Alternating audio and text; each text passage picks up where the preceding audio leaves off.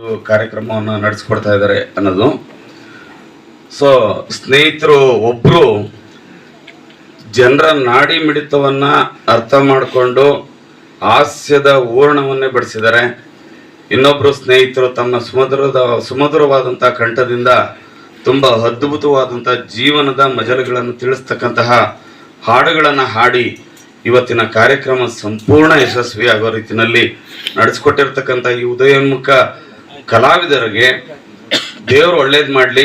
ಇವರ ಕಲಾ ತಂಡ ತುಂಬ ಎತ್ತರಕ್ಕೆ ಬೆಳೀಲಿ, ನೂರಾರು ಜನ ಕೊಂಡಾಡೋ ರೀತಿಯಲ್ಲಿ ಆಗಲಿ ಅಂತ ನಮ್ಮ ಕುಟುಂಬ ವರ್ಗದ ಪರವಾಗಿ ಹಾಗೂ ನಮ್ಮ ಗ್ರಾಮದ ಪರವಾಗಿ ಅವರಿಗೆ ಈ ಸಂದರ್ಭದಲ್ಲಿ ತುಂಬ ಹೃದಯದ ಅಭಿನಂದನೆಗಳನ್ನು ಸಲ್ಲಿಸ್ತಾ ಇದ್ದೇನೆ. ಹಾಗೂ ಗೌರವ ಸಮರ್ಪಣೆಯನ್ನ ನಿಂಗೇಗೌಡರು ಮಾಡಿಕೊಡ್ಬೇಕು ಅಂತ ನಾನು ಕೇಳ್ಕೊಳ್ತಾ ಇದ್ದೇನೆ.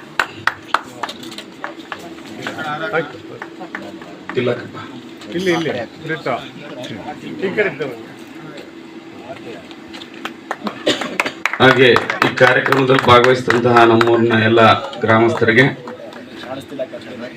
ಹಾಗೂ ಇವರನ್ನ ಈ ಕಾರ್ಯಕ್ರಮಕ್ಕೆ ಕರೆತಂದಂತಹ ಮುಖ್ಯವಾಗಿ ನಮ್ಮ ಮಾಟಪ್ಪರ್ ಉಮೇಶ್ ಅವರಿಗೆ ವಿಶೇಷವಾದಂತಹ ಧನ್ಯವಾದಗಳು.